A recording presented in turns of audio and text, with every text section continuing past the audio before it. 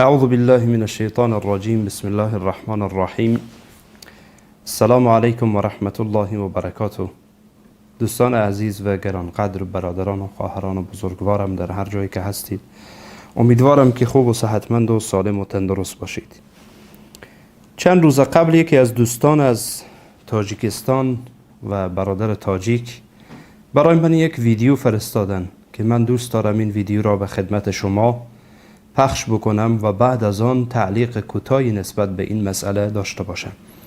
با همدیگر این ویدیو را میبینیم دوستان عزیز، ببینید که مسئله از چه قرار است.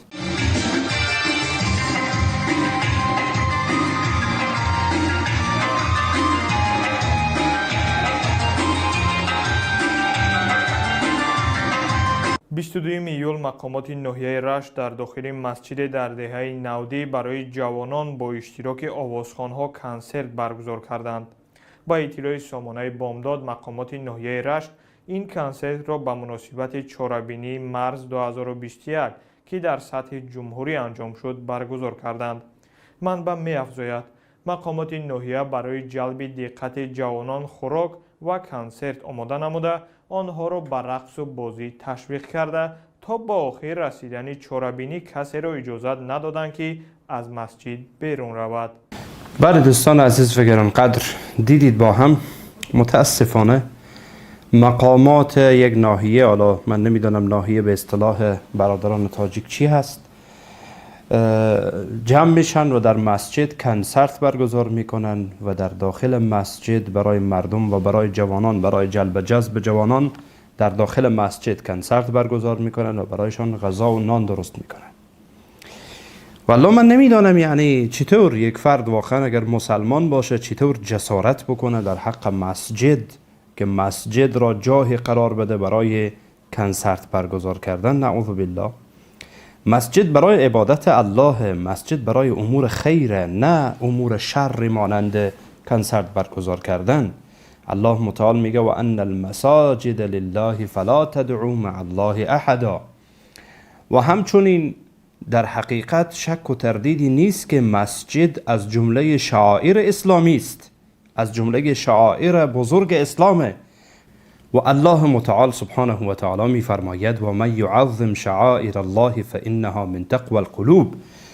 و مسجد از جمله شعائر اسلامی است و الله می فرماید که کسی که شعائر الهی را بزرگ می داره و از آنها تجلیل میکنه در واقع این از تقوای قلب اوست، چون که تعظیم شعائر الهی تعظیم الله متعال سبحانه و تعالی است و مسجد خانه الله، مسجد خانه الله می باشه. چطور در داخل خانه الله این فجایع صورت بگیره؟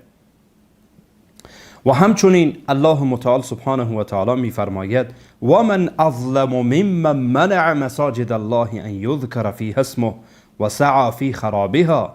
الله میگه چی کسی ظالمتر از کسیه که نمیگذاره و منع میشه و مانع میشه این که ذکر الله در داخل خانه الله بشه، در داخل مسجد بشه و تلاش میکنه برای خرابی خانه خدا. و این تلاشی برای خرابی خانه خداست و برای تشویه چهره مسجد.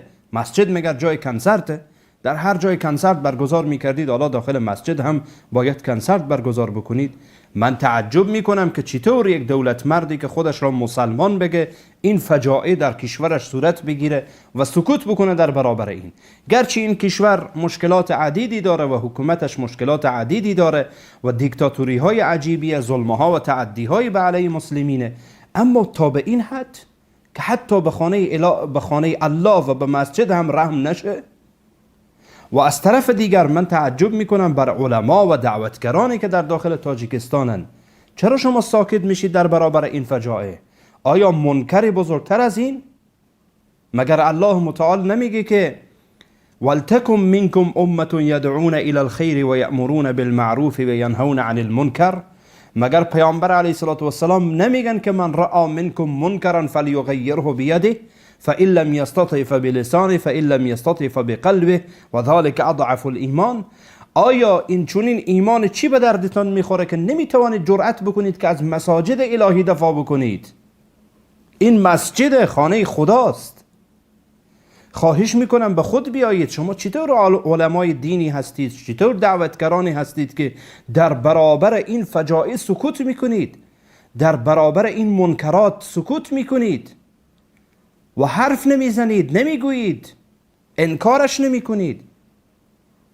من به عنوان یک کسی که در افغانستان زندگی میکنم و در این مرز و بوم به دنیا آمدم، باید مرزها را منم بشکنم. این مرزبندی هایی که استعمار کرده و دشمنان اسلام کرده، باید این مرزها را بشکنم. مسجد خانه الله است، متعلق به من مسلمان هم هست. این توهین و جسارت به مقدسات من مسلمان هم هست. این توهین و جسارت به شعائر اسلامی است که متعلق به همه مسلمین جهانه، نه تنها برادران تاجیک و خواهران تاجیک. خواهش میکنم کمی حرکت کنید برادران عزیزم و خواهران بزرگوارم. نگذارید که با مقدساتتان و با دینتان و با معتقداتتان اینطور برخورد صورت بگیره. جزاکم الله خیرا. من فقط خواستم این تعلیقات کوتاه را برایتان داشته باشم و در عین حال آیاتی از کلام الله مجید برایتان خواندم که جایگاه مسجد اینه و این به احترامی 100% در حق مسجده. جزاکم الله خیرا. در حفظ و پناه الله باشید. السلام علیکم و رحمت الله و برکاته.